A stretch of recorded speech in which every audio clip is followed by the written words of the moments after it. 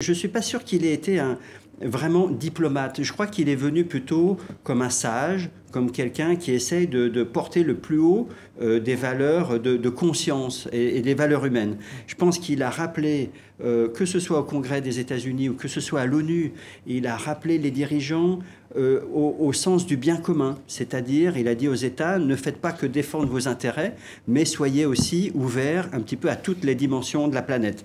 Il y a une menace pour le catholicisme.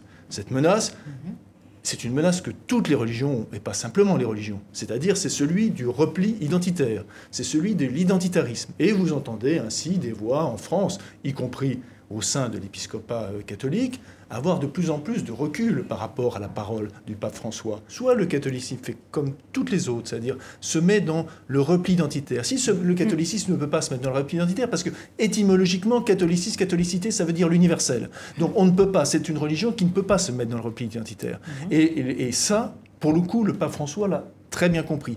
Sur le plan doctrinal, il n'apporte pas de changement par rapport à Jean-Paul II ou par rapport à Benoît XVI.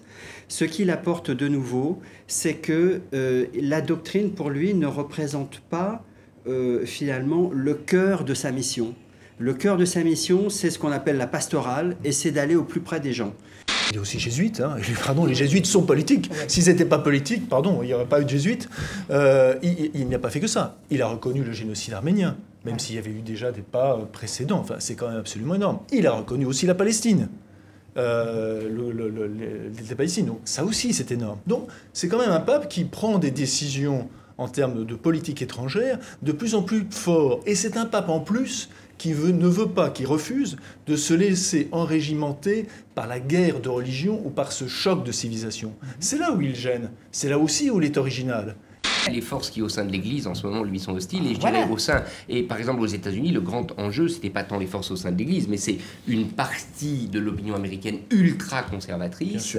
Et pour lui, donc c'est un pape qui est en danger, quelque part. Et qui, étant en danger, assume ce danger et l'assume, je dirais, de façon positive et avec une capacité à être sur une ligne de crête. Par exemple, il a apporté son soutien à l'accord nucléaire entre l'Iran et les grandes puissances.